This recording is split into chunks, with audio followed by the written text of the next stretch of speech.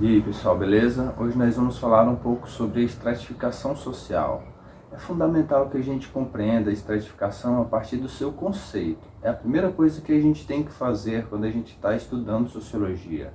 Então, estratificação é a separação de indivíduos e grupos a partir de uma distribuição desigual de dinheiro, de poder e de prestígio. Veja bem, uma sociedade estratificada é uma sociedade que ela tem a sua distribuição desigual de dinheiro, de poder e de prestígio. Logo, quando a gente fala de uma sociedade estratificada economicamente, a gente está falando de uma sociedade em que a distribuição de dinheiro e de bens ela é feita de maneira desigual. Ou seja, temos ricos e temos pobres. Temos gente que tem dinheiro e temos gente que não tem dinheiro. E isso é a estratificação econômica. Quando a gente fala de estratificação econômica, é fundamental que a gente perceba, e provavelmente você já fez essa relação. Quem tem dinheiro no Brasil ou em qualquer outro lugar do mundo, manda. Ou seja, toma as decisões políticas de quem tem uma sociedade inteira. Por aí nós temos uma distribuição desigual de poder, totalmente ligada à distribuição desigual de bens. Então, quem tem mais dinheiro, quem tem mais bens, tem uma possibilidade maior de influenciar na tomada de decisões.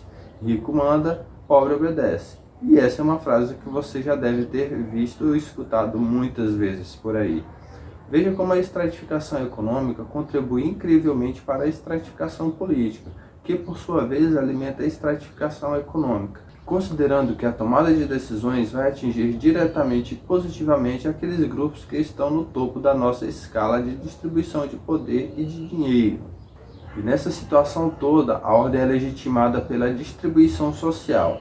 Sabe por quê? Porque a distribuição de prestígio vai estar ligada diretamente à possibilidade de um indivíduo comprar ou ter determinados bens ou morar em determinado lugar.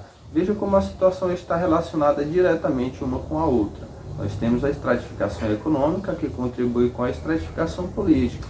E quando a gente vai pensar nesse tipo de sociedade estratificada, a gente vai pensar em uma sociedade estratificada por castas, onde o indivíduo ele está preso diretamente ao local que ele nasceu. Aí você vai lembrar, provavelmente, da sociedade indiana, que oficialmente já aboliu o sistema de castas, mas ainda existem alguns resquícios nesse sistema pela Índia. Quer ver um exemplo?